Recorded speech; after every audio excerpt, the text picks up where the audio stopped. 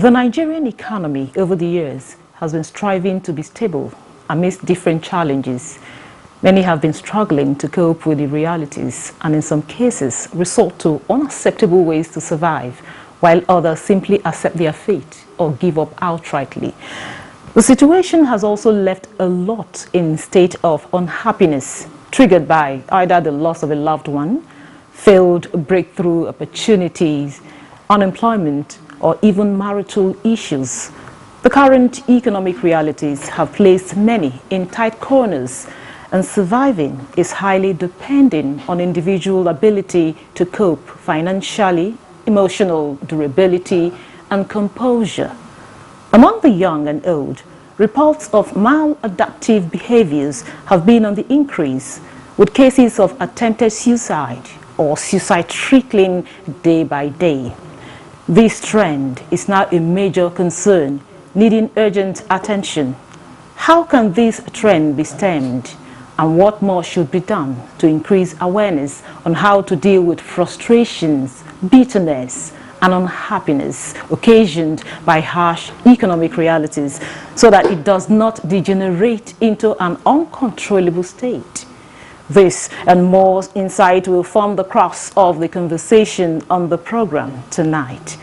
I am your carrier, Clinton. Welcome to Nigeria Today.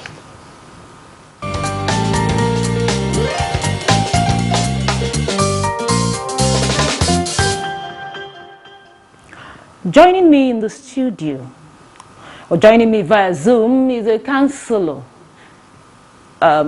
Joining me in the studio, I beg your pardon, is a counselor and the human development expert, Rita Basi. Welcome to the program. Thank you for having me. Thank you. And also joining us via Zoom is a social psychologist from the Adekunle Ajasin University, Akungba Akoko, Ondo State, Dr. Oluyinka Ojedokun. You're welcome to the program. Thank you. It's my pleasure to be here this night. Doc, I will start with you. Can you give us an overview of the economic realities of the country and how people are coping with it? Yeah, thank you. You see, when we talk about the economic reality of Nigeria of today, it has been an issue of crisis. Let me say mental health problem crisis. Let me just start from what we are witnessing today. It has started from the era of COVID-19. Where we have an issue like now we have social distance and social isolation. Especially when you talk about the Nigerian youth, this has been an ongoing problem, and coupled with the current economic reality, which has also made them more vulnerable to mental health problem. Particularly if we look at the mental health problem as coming from the three particular indices. Here we talk about the biological factors, we talk about the social factors, and we talk about the factors. Okay, we're sorry we lost him there. So, Rita, what are the indices of a better economy that can foster happiness and make people realize their dreams and aspirations? Yeah, let me come as a psychologist, counseling psychologist also, The first thing is being able to discover yourself. Being able to discover yourself above what the economy is showing us. Because it's that ability, the inner ability, that really gives you hope to live beyond what is going on around you. But when you lack this, the ability of who you are and the potentials inside you, you just be following the followers and allow the politicians, and the economy of the country to really affect your lifestyle, your joy, your happiness, even your decision making. But when you really discover yourself, you now know that you have what to offer, not just waiting for what the government is going to offer you. So, you know, that I will see that as the basic indices of economy. The self-awareness is the basic for every human being, because I don't like letting people know that you should be moved by what the society is showing you. What do you have inside? What can you offer? What are your skills? What are your talents? What are those things that you can do with or without money and be happy? The internal happiness, how do you generate it? Do you understand? So self-awareness is the basic indices that I like talking about when instead of focusing on, would I talk about the corruption? Would I talk about the politicians? Would I talk about, I mean, lack of payment of salary and all that, lack of jobs and all that? No. Who are you? What can you do? You know. Thank you. Doc, you know, as much as Richard has talked about an inner joy, you know, being something that should be your drive, you know, to make you happy. But we will not deny the fact that there's been some cases of suicide as a result of people giving up outrightly. Now, what is the correlation between the economic challenges we're having and the suicide that we see in recent time? Yeah, there is a high correlation between the level of suicide that we are witnessing in Nigeria today and the economic reality of the country. Let me give you an example. No, especially when you talk about the youth, though there's this seeking for identity. Seeking for identity, there is no job. I mean, there is insecurity. You know, many are homeless. Many are just they are hanging between the university system and then going out of the system, probably due to some government policy strike here and there. And it is not everybody that have the emotional capacity to cope with this thing. And you know, in Nigeria, people don't really seek help until it becomes an issue before they seek professional help. So definitely, when you are when you are undergoing stress, when you are undergoing the challenges of life, and you don't have the right social support, you don't have the right social skill to cope with those issues, definitely, you know, some people will give up. And when you give up, you believe that, okay, if there's nothing you can do, then definitely suicidal thought, suicidal behavior are the manifestations.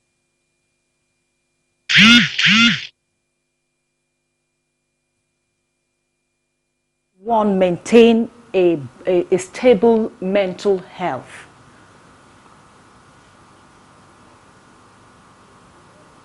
Okay. Doc, I said in the face of these economic challenges, how can one maintain a stable mental health? Okay, it's like we lost him here again. So, you know, you had the question I posed to Doc. In the face of all these challenges, he mentioned the challenges that led to, you know, suicidal thought, and even some even resort to even, you know, committing suicide. So, how, in the face of the challenges, how can one maintain a stable mental health? Yeah, I'll continue from where I stopped. So, you really need to know you are what. You know, the what of you are being a human, the life you have on earth, the value of your life on earth. If you really get to know that, you know that the first of challenges does not last forever. It will always come and pass. It's not about the challenge. You know, when I'm talking about so many of my clients concerning suicidal thought and all that, it's just ability to see one person see half cup of water, the other one see half empty of water. How you see the situation of how you interpret the situation can now make you think there is hope.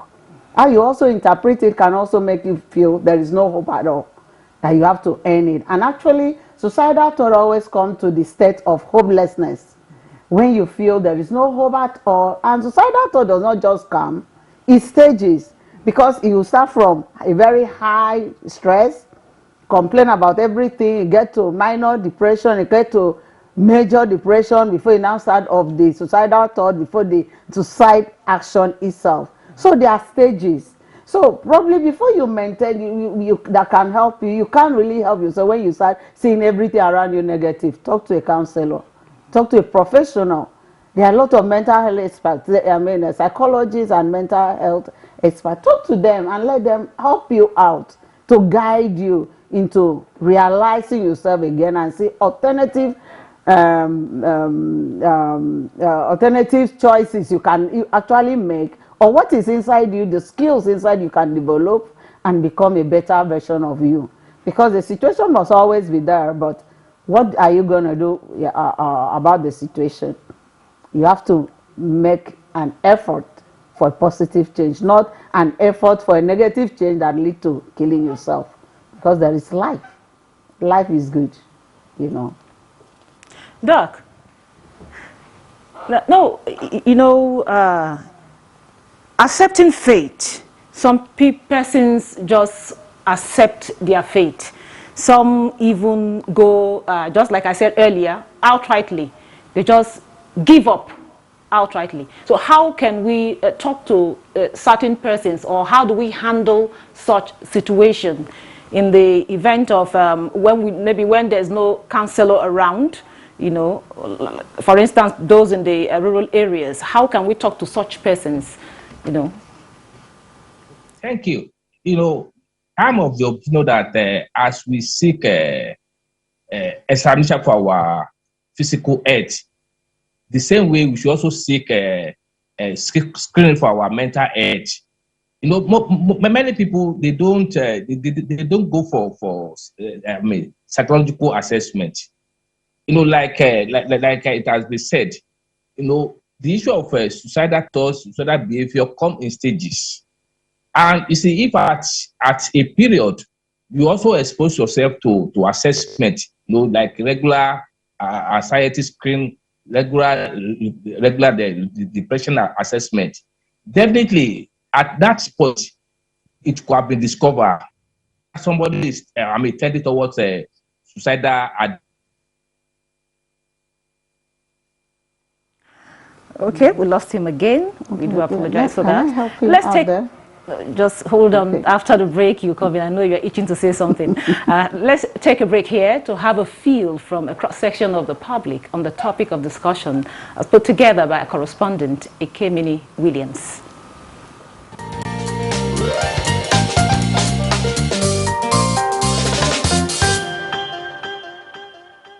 The economic situation as it is now call for concern, you know, because if I see people suffer, people cannot meet up their basic needs, out of school children, insecurity, I'm highly concerned.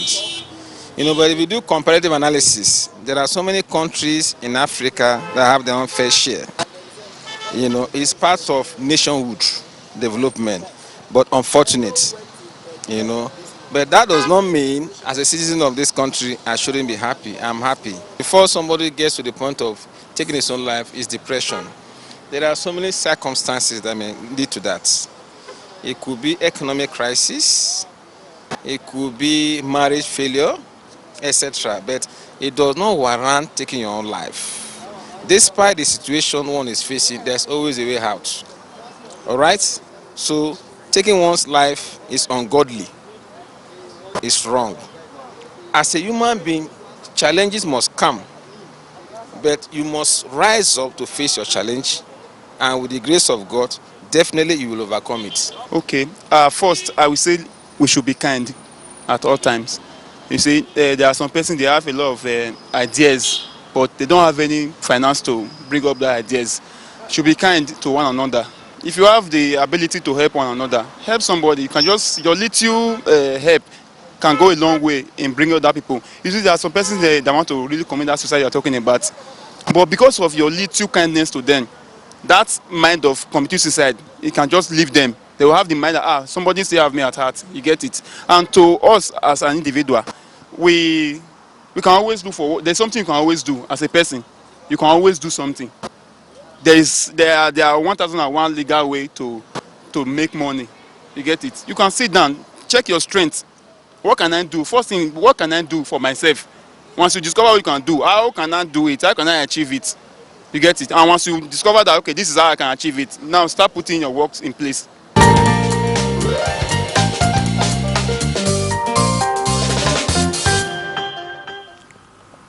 Welcome back. This is Nigeria Today, and we are discussing surviving Nigeria's economic realities. Doc, what are some of the facts that we can establish to convince Nigerians that challenges are surmountable? Yeah, definitely. There's no life without any challenges. Like some people say that there can never be any gain without pain. So it is a reality of life. Challenges must come. So the best way is to, find how to cope with the challenges. We must develop social skills. We must reach out. We must talk out to people. We should not hold in our emotion, because sometimes the stress of life can be so overwhelming. But when we reach out, when we talk to people, definitely we can overcome those challenges. Thank you very much. And, he talked about people speaking out. Yeah. We have this conspiracy of silence. Yeah. A lot of family members, even when they know their family members are undergoing certain things, they don't speak up. Yeah. So how can one deal with this? A lot of people are actually victims of stigmatization. They're afraid because I'm trying to speak to you, and before you know it, a little trust I have in you, every other person have heard it. So they are scared. But I am an advocate of speaking out because I benefited from it, and it's good. Speak out. I always say speak out to the right person. You ask Prof something. I wanted to say, even in that locality, the villages where you think the councillors are not there, there are some kind people. Like one person mentioned, we should be kind to ourselves. There are some people that can just listen to you.